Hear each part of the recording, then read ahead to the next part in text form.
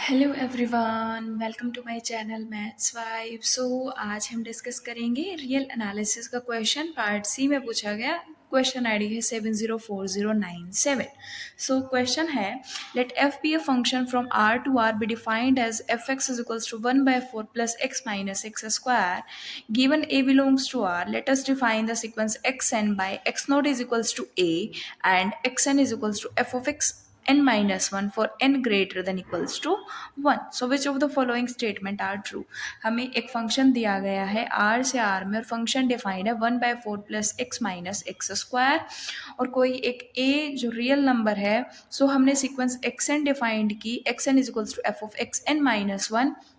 सो हमें बताना है कि इन स्टेटमेंट में से हमारी कौन सी स्टेटमेंट ट्रू होगी। सबसे पहले हम देख लेते हैं कि एक्स एन डिफाइंड है f of x n minus 1। F of x n minus 1 किस तरीके से डिफाइंड होगा? 1/4 plus x n minus 1 minus x n minus 1 whole square. अगर हमें अगर सीक्वेंस हमारे इस तरीके से डिफाइंड है, अगर हमें इसकी लिमिट फाइंड आउट करनी है तो लिमिट अप्रोच करा दें। लिमिट अप्रोच करके एक्स एन सीक्वेंस एल को अप्रोच की 1/4 plus L minus L square. So L से L cancel out. This implies that L square is equals to 1/4. This implies that L is equals to plus minus 1/2. Sequence जो xn है वो हमारी convergent है, तो वो या तो 1/2 को अप्रोच करेगी या फिर माइनस 1/2 को अप्रोच करेगी। फोर्थ ऑप्शन में कह रहा है कि if a is 0 then the sequence xn does not converge. But जो सीक्वेंस है वो हमारी कन्वर्ज करेगी either plus half either minus half. ठीक है, सो फोर्थ ऑप्शन तो हमारा डिस्कार्ड हो गया। नेक्स्ट कह रहा है कि नेक्स्ट हम देख लेते हैं, जनरलाइज करते हैं। एक्स एन है हमारा 1/4 plus x n minus 1 minus x n minus 1 square. So हम कर लेते हैं x n minus half is 1/4 plus x n minus 1 minus x n minus 1 whole square minus half. This implies that xn minus 1 xn minus 1 whole square then minus 1/4. If we take minus common, then xn minus 1 square minus xn minus 1 plus 1/4. This is square of xn minus 1 minus 1/2 square. So xn minus half, जो xn minus half है वो हमारा इस तरीके से defined है। अब हम क्या करें कि हम x1 निकाल लेते हैं, क्योंकि क्या दिया हुआ है x1 माइनस हाफ। n को हमने 1 पुट किया है। So x1 minus half is equals to minus a minus half का whole square if n is equals to 1। ठीक है, अगर हम n की वैल्यू 2 रख ले तो x2 minus half is equals to minus x1 minus half का whole square. So x1 minus half की वैल्यू कितनी है? Minus of a minus half का होल स्क्वायर। सो इसका होल स्क्वायर ओवरऑल कितना आ जाएगा? माइनस a माइनस हाफ का power 4 if n is equals to 2।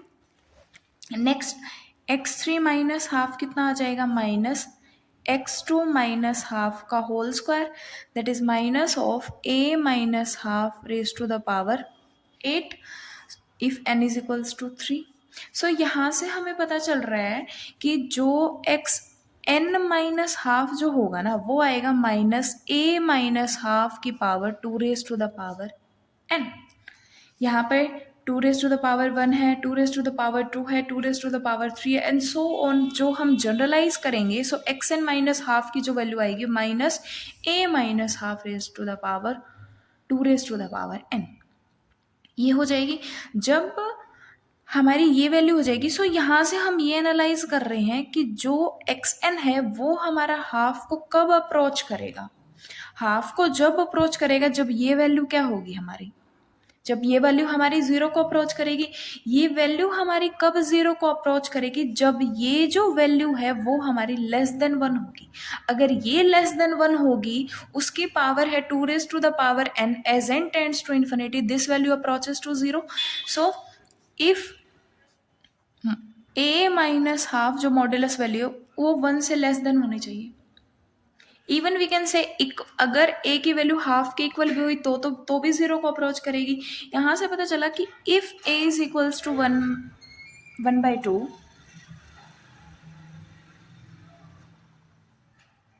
हाँ, if a is equals to 1/2 तो भी तो हमारा xn किसको अप्रोच कर रहा है, 1/2 को अप्रोच कर रहा है।